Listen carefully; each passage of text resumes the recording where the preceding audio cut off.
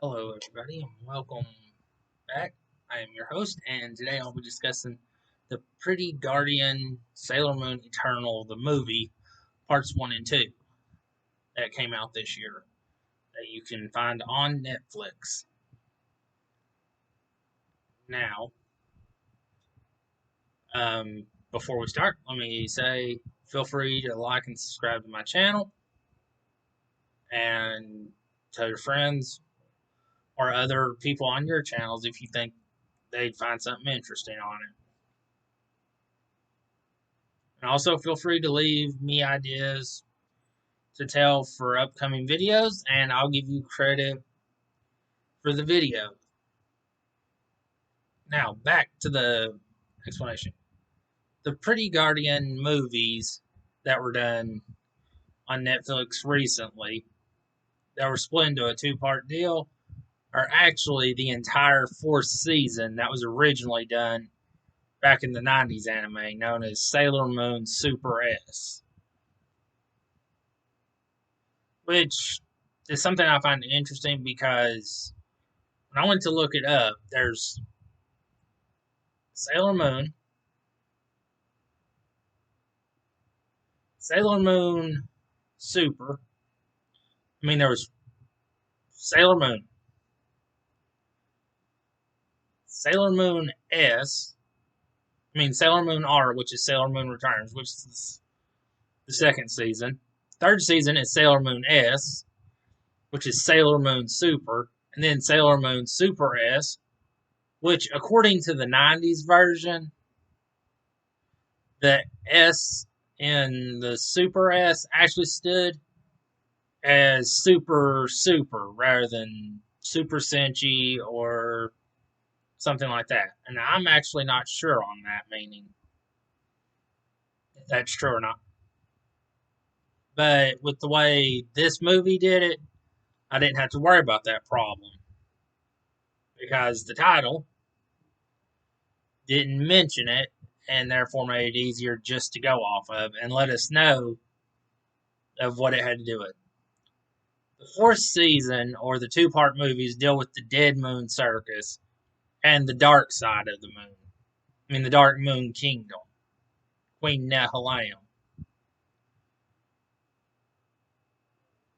who wants to spread the dark curse and become queen of a new kingdom and take it over.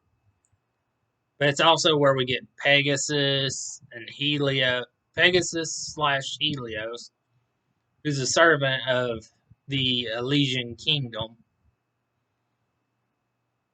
aka where King Endemonium, Darian's past form, came from. Because it's actually what's known as the Earth Kingdom. And something I found interesting with this with the movies versus the series, because the two movies were more two-part movies, and the way they were made are made to be more faithful than the series was, which had a lot of filler. Well, the series, with its filler, shows it as Nehalanium came up to the kingdom. Well, when she came up to the kingdom, she actually came as an attendant to a ball and was supposed to be announcing that where they were going to fall in love. She actually fell in love with Darian at first sight. But he was in love with Serenity.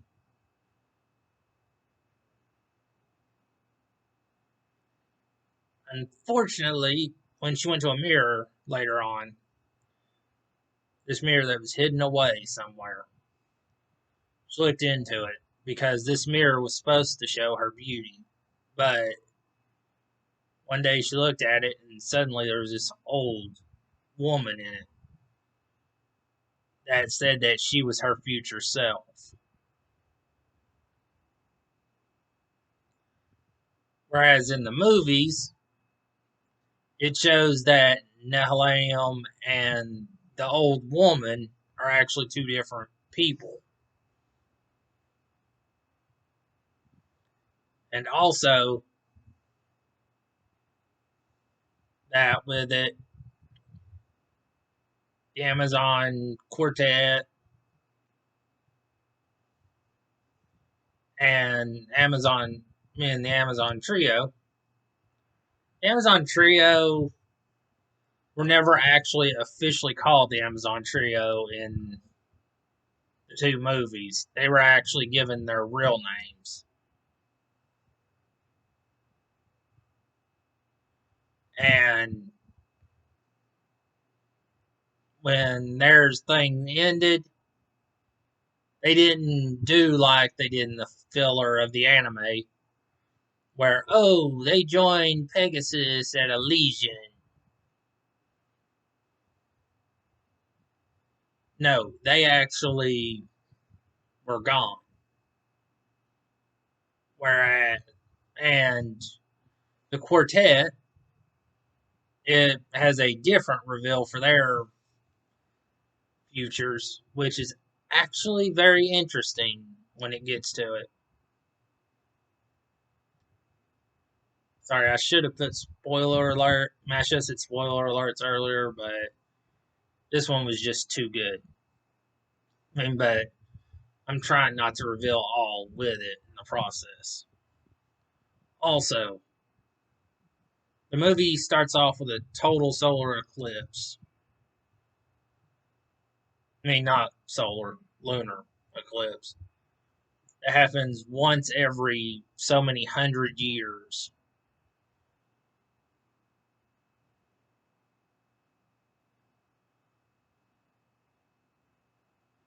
So it was telling them how special it was that it happened. The fact that Nehelania knew that knew about the kingdom's reincarnations and about Sailor Moon and all the others means that she had to have some other contact through it. And I would have liked to have seen that one explored better as to how she knew.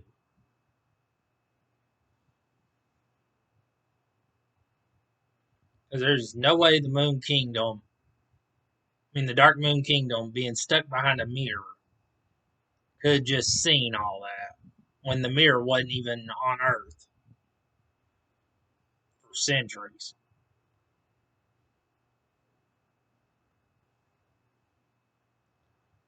But also, another thing is this one shows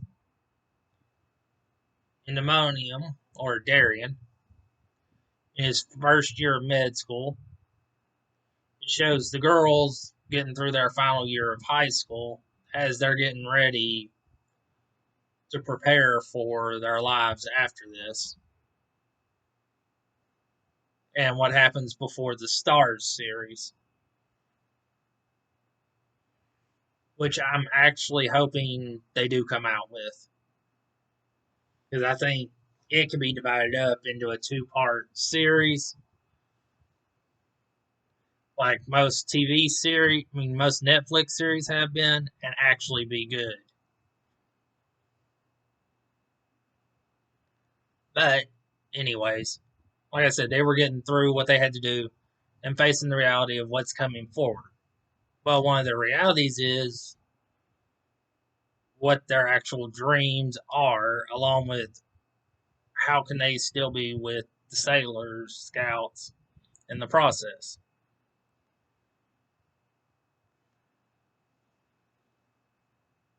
And one thing the Dark Moon Circus did good at, it took the dreams and twisted them into the nightmares and let them see what the let them see how when you twist it, how easy it is to manipulate somebody. Now, at the same time, once the scouts realize this weakness within them, it's like anything else.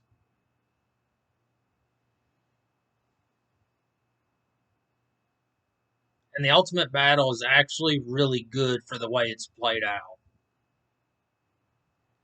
as well as showing the history of both Elysian and the Moon, the Silver Kingdom.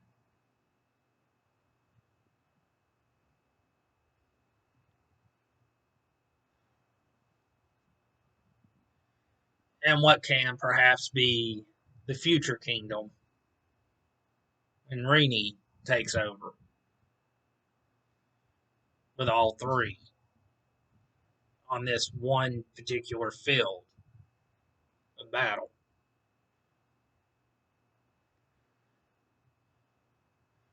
Now, again, like I said, overall, the movie is, the two parts are great. Personally, I think they could have squeezed it together instead and done like the end of Evangelion. Instead of chopping it in half with the credits, stick it all together, put the credits at the end. Yes, you might have had 10 minutes worth of credits, but it would have been cutting the movie in half and making the fan go, oh, well, I'm taking it out of the movie now to get back into it somehow. And, and having that little minute, having that little bit of time where they're back in reality and realizing, oh, hey, I wasn't, hey, this kicked in, and their brain will go and analyze what happened. If you do the film, let it be analyzed afterwards.